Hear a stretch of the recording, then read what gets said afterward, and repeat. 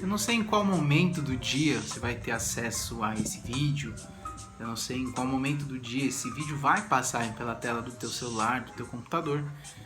Mas independente de qual for, eu desejo que em nome de Jesus traga muita paz, traga um renovo, um espírito ensinável, que Deus possa sim falar com você, que Deus possa sim trazer algo especial e que em nome de Jesus possa abençoar a tua vida, possa trazer novas perspectivas e uma nova esperança, que traga cura, que traga sim um ambiente propício para a visitação de Deus e que a palavra e que todo esse estudo também possa ser um instrumento de conexão entre você e o Pai, em nome de Jesus, amém? Hoje vou trazer aqui um resumo de mais 4 capítulos, vou falar do capítulo 9 até o capítulo 12 do livro de 2 Reis. Nós estamos vendo, passamos por um tempo onde a palavra de Deus trouxe de uma maneira muito enfática a importância, a relevância e acontecimentos baseados no ministério profético. Aqui a gente vai passar a ter um pouquinho de história novamente. Nós vamos ver alguns pontos históricos acontecendo, nós vamos ver aqui o fim de algumas pessoas, vamos ver um reinado de algumas outras, que também é muito importante. E já no primeiro capítulo, no capítulo 9, nós vamos falar um pouquinho, trazer o resumo do fim da história, do fim da vida de Jezabel. 1 Reis, nós vimos ali no final do livro, quando Acabe vai a uma batalha, aquele rei covarde, um rei extremamente desprezível ao reino, desprezível aos olhos de Deus. Então, de maneira covarde, ele não vai com vestes reais, ele vai para a batalha com vestes de um soldado normal, de uma maneira ali covarde, pensando não ser um alvo tão fácil, um alvo direto na própria batalha. Acontece que ele é ferido e ali de maneira covarde ele morre, ele paga pelos seus pecados, pela sua vida deplorável diante do Senhor. Mas nesse contexto a Bíblia não fala mais, nesse tempo, até o capítulo 9 de 2 Reis, a Bíblia muito pouco fala, ou praticamente não fala mais, até então, de Jezabel. Nós sabemos o fim de Acabe, que foi triste, que foi um fim ali traumático, um fim horrível, mas nós não entendemos até aqui, não tínhamos falado do fim de Jezabel. E no capítulo 9, nós vamos ver que Eliseu, ele ordena a um dos seus discípulos que fosse a Ramote-Gileade para ungir Jeú como rei sobre Israel. E aqui era uma das ordens que o Senhor havia dado ao profeta Elias, mas que só foi cumprida no ministério de Eliseu. Uma ordem dada a Elias que não foi cumprida por Elias, mas foi cumprida por Eliseu. Isso faz entender que algumas coisas que são liberadas sobre nós podem sim se cumprir naqueles que são os sucessores de nossas vidas, de nossas chamadas, nossos filhos e até mesmo as pessoas que Deus levanta como sucessores. Nesse momento, a ordem para ungir o novo rei, ela só era válida quando o rei antecessor, aquele que estava antes, morresse. Então, a direção do Senhor a Jeú era que toda a casa de Acabe ela fosse exterminada. Deus dá uma missão a Jeú. Ele vai ser ungido rei de Israel, mas antes a família que ocupa o trono, ou seja, a família de Acabe, a descendência de Acabe precisa cair, precisa ser exterminada, para que possa vir sim um novo reinado, para que possa vir um novo rei, esse rei que já foi escolhido por Deus, que era Jeú. Então, diante dessa situação, diante desse contexto, Jeú, ele ataca Jorão, que é o rei em atividade no momento, que é o rei que está ali exercendo, representando a família de Acabe. Então, mata Jorão, Jeú vai e mata Jorão, ele mata também Acasias e Jezabel, que morre exatamente como Elias tinha profetizado em 1 Reis, capítulo 21, versículo 3.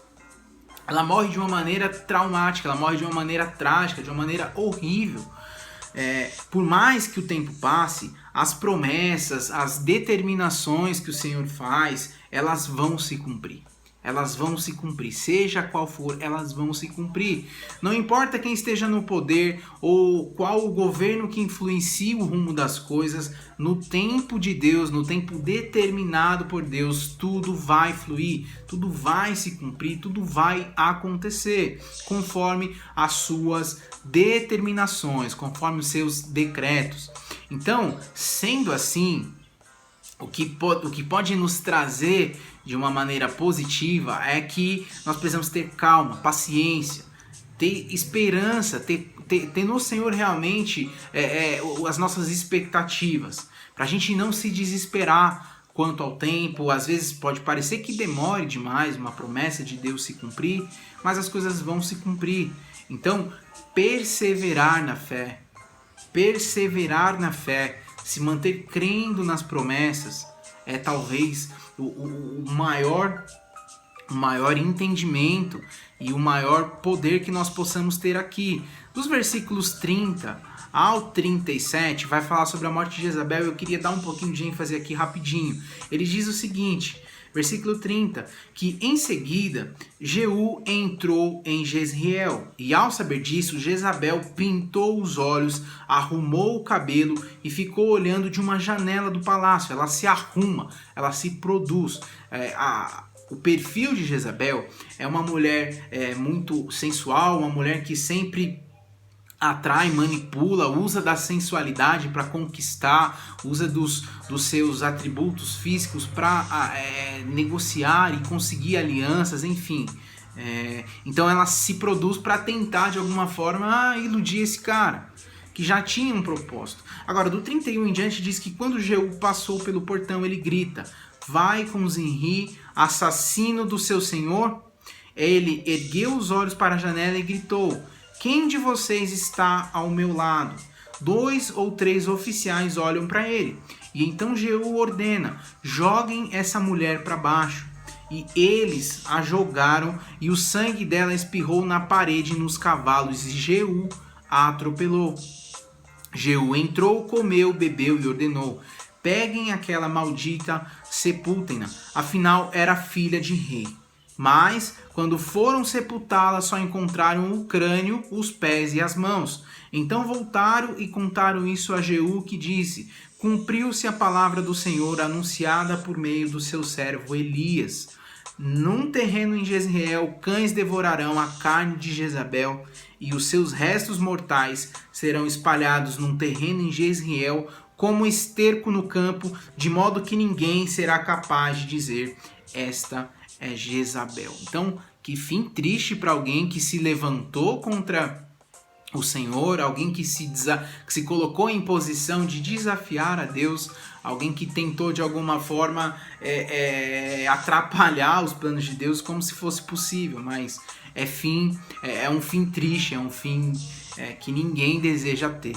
Então, já entrando agora para o capítulo 10, nós vamos ver aqui o extermínio, o resto da família de Acabe sendo destruída. Nós vamos ver o cumprimento do propósito que o Senhor estava ali determinando para Jeú, para a vida dele, e ele executa o juízo sobre toda a casa de Acabe, eliminando todos os seus filhos, toda a sua linhagem, né? Acabe foi um dos reis mais perversos e mais diabólicos que houve em toda Israel, junto com a sua mulher Jezabel. Ímpio, incrédulo, e em companhia de Jezabel, ele provoca muitos estragos espirituais na nação. Ele provoca ali um rombo espiritual, um distanciamento espiritual gigantesco, sendo ali colocado, tipificado até como uma espécie de anticristo. Esse casal era visto dessa forma, e como juízo sobre suas ações, como um juízo sobre tudo que eles viveram, tudo que eles semearam no povo de Israel.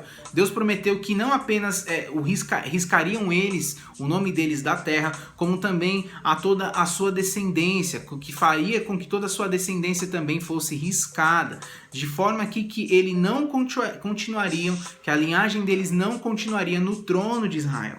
Nesse capítulo 10, a gente vai ver que tudo isso vai se cumprir, e o propósito de Deus para o bem da nação, para o bem de todo o povo, vai ser executado. Afinal de contas, aqui, o problema é que Jeú, ele é tomado pela soberba. E embora ele fosse elogiado pelo Senhor, embora ele estivesse cumprindo um propósito, embora ele estivesse sendo fruto de um propósito divino naquele ambiente, por ter feito o que havia sido dito, ele não teve cuidado sobre a sua própria vida. Ele não permanece, ele não termina tão bem quando começa. Então, ele não anda nos caminhos dos mandamentos e da lei do Senhor, e ele continua a pecar como seu pai, Jeroboão, e faz a nação também pecar contra Deus. E o nosso grande desafio, diante do ensino desse capítulo aqui, diante do resumo desse capítulo, eu creio que o grande desafio também para as nossas vidas, o que esse capítulo nos traz de ensinamento, é sobre não ser agradáveis a Deus em apenas alguns momentos da nossa vida. É sobre ser constante, é sobre viver a nossa vida com Deus de maneira constante, não sendo agradáveis em alguns momentos e em outros estando totalmente contra ou totalmente contrário às suas vontades. É viver uma vida permanente com Deus, é buscar a Deus em todos os tempos. É claro que a gente vai ter momentos bons, a gente vai ter momentos ruins, a gente vai estar feliz em uns momentos, vai estar abatido em outros, a gente vai ter vitórias em uns momentos e vai ter fracassos em outros, mas em todos eles eu creio que a vontade do Senhor para nós é que em todos eles a gente esteja fiel ao lado dele. Então, Jeú é um cara que cumpriu um propósito, ele foi lá, exterminou a família de Acabe, assume o reinado, mas no seu reinado ele não honra ao Senhor, ele não cumpre os mandamentos, ele não cumpre a lei. Quando o poder está em suas mãos, ele falha com Deus. E é um cenário que muitos de nós passa também. Quando há um poder em nossas mãos, quando há um poder de influência, ou um poder financeiro, ou um poder, sei lá qual seja, a gente muitas vezes deixa o Senhor de lado. Então, aqui o desafio é sobre sermos agradáveis ao Senhor em todo o tempo, durante toda a nossa vida, até o final da nossa jornada, como fez aqui o apóstolo Paulo, né? O apóstolo Paulo é um grande exemplo de como as coisas terminam, independente de como elas começam. O nosso principal foco como cristão, como aquele que entrega a vida a Jesus, como aquele que quer buscar uma vida com Jesus, é focar em como a gente vai terminar a nossa vida. Combati o bom combate, guardei a fé, completei a carreira. Então, completar a carreira de fé com Jesus, completar essa vida de fé agradando ao Senhor. Vamos então para o capítulo 11, vai falar sobre um novo personagem. Nós vemos aqui um remanescente aqui da maldade de Acabe e Jezabel. Atalia, filha do casal, ela ainda permanece viva e ela continua ali no ambiente. Após a morte de Acasias, ela mata todos os herdeiros da coroa, menos Joás, que é filho do rei. Então, o capítulo 11 vai nos trazer essa história.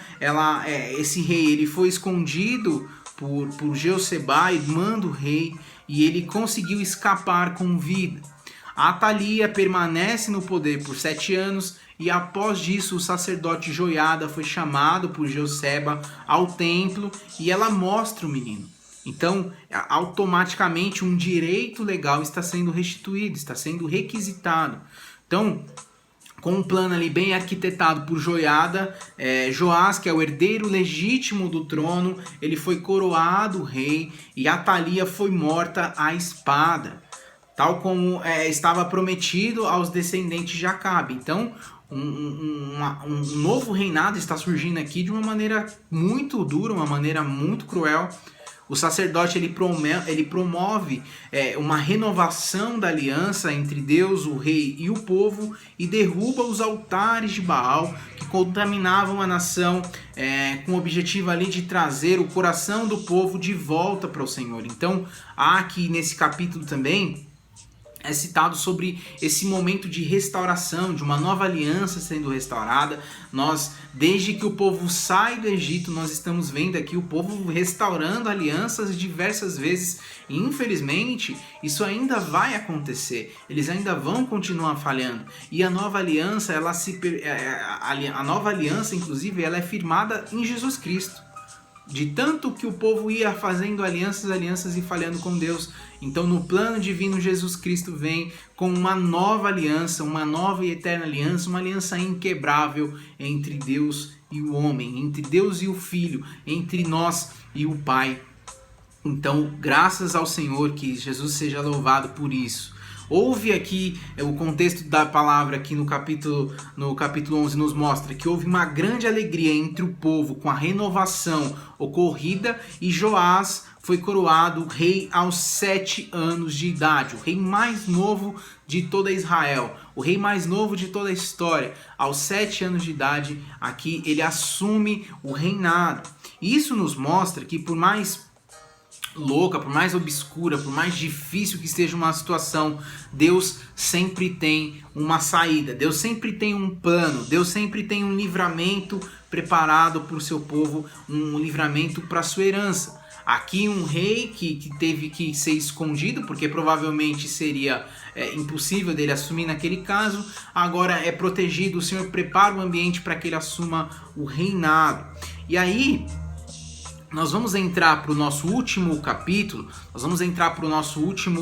capítulo do nosso estudo de hoje, e vamos ver aqui a dedicação de Joás, a dedicação desse novo rei. Nós vamos ver aqui no capítulo 12 o desenvolvimento do reinado de Joás, que fez aqui o que era agradável ao Senhor, que fez o que era bom, o que era plausível aos olhos de Deus, enquanto o sacerdote Joiada era o seu mentor. Então, enquanto ele teve um grande mentor, enquanto ele teve alguém que conhecia e sabia os caminhos que ele deveria tomar, ele fez algo muito bom. No capítulo 12, a gente vê aqui algumas vezes, os tradutores o chamam de Joás e outras vezes de Jeoás, mas é a mesma pessoa. Algumas traduções você vai ver que há essa diferença. Às vezes ele chama Joás, às vezes ele chama Jeoás, mas ele está falando da mesma coisa.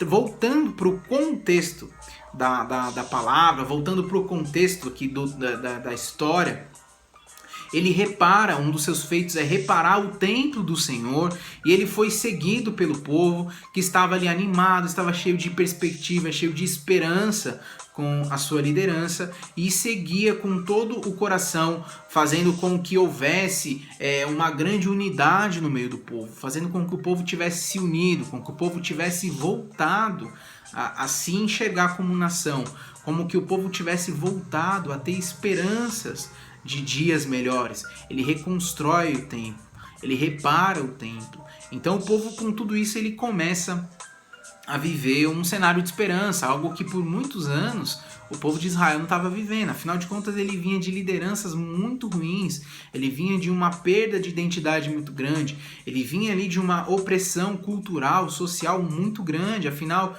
os reis que assumiram o poder nos últimos anos, nas últimas linhagens aqui, eram reis que trouxeram de fora, adoração de fora, trouxe costumes de fora. E você que caminha com o Senhor pode entender o quanto isso influencia, ter a sua adoração corrompida, ter o seu jeito de viver, as suas culturas corrompidas. Então, um dos méritos de Joás aqui nesse contexto é tentar lutar para que traga de volta os costumes, o plano, a adoração do Senhor no meio do seu povo, e automaticamente isso eleva a moral e a confiança do povo.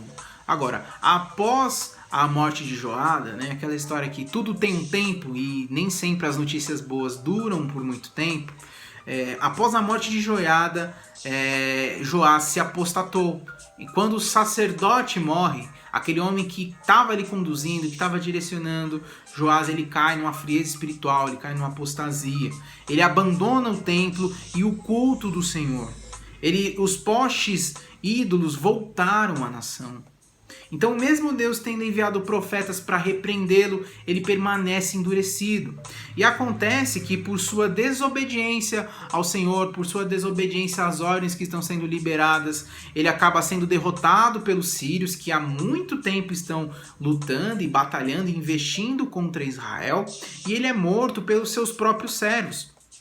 Joás, então, ele se torna um exemplo daquilo que a gente não deve ser, daquilo que a gente não deve seguir, do tipo de homem, do tipo de mulher, do tipo de pessoa a qual a gente não deva se inspirar, não deva se espelhar. Ele começa muito bem a sua carreira, ele se mantém firme por um bom tempo e enquanto, ou talvez enquanto alguém o impulsionava para isso. Contudo, pensando bem, quando foi exigido dele uma convicção pessoal, uma atitude pessoal, ele vacila, ele falha.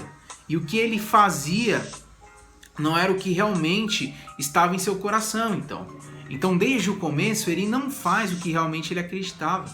Ele fez muitas coisas boas, ele permaneceu e teve boas decisões, não porque era a vontade dele, mas porque ele estava sendo político ou conduzido aquilo. Então nós precisamos orar ao Senhor, nós precisamos clamar ao Senhor para que quando a gente estiver a sós, independente, a gente também tenha boas escolhas, que a gente possa ser fiel ao Senhor. Independente de estarmos a sós, ou independente de estarmos acompanhados, independente de estarmos cercados de pessoas, para que a gente possa ser fiel ao Senhor. Ele nos mostra a figura de pessoas que não conseguem caminhar bem com as suas próprias pernas. Pessoas que precisam sempre estar escoradas em alguém para conseguir alcançar uma resposta ou dar também uma resposta. Então, que em nome de Jesus nós não sejamos assim como esse homem. Que nós não sejamos assim pessoas que só conseguem caminhar e desenvolver a sua vida enquanto estão escoradas. Esse homem representa a figura daqueles que teve um ótimo líder, teve um ótimo condutor, mas que não aprendeu, que não reteve, que não transformou o conhecimento recebido em uma prática, em um conhecimento ou em um poder aplicável. Ele não aplica o conhecimento, ele simplesmente cumpre ordens. Isso é muito ruim. Afinal de contas, eu tenho certeza que na tua vida, e assim como é também na minha, muitas pessoas têm passado durante tempo investindo e semeando conhecimento, investindo em semeando instruções para que no momento oportuno, no momento necessário, no momento onde você precise dar os seus próprios passos, para que você pudesse ou para que você possa alcançar sucesso nas suas decisões. Então, em nome de Jesus, que venha capacitação do alto, espírito de conhecimento e sabedoria para que a gente possa dar os passos corretos em direção ao sorriso ou ao coração de Deus se mova, para que o coração de Deus se mova ao nosso favor, em nome de Jesus. Amém? Chegamos ao final de mais um estudo. Que Deus abençoe demais o dia de vocês. Busquem sim instrução, busquem conhecimento e não fiquem distante da palavra de Deus, tá bom? Em nome de Jesus, eu abençoo o dia de vocês, que vocês fiquem na paz e com o amor de Cristo.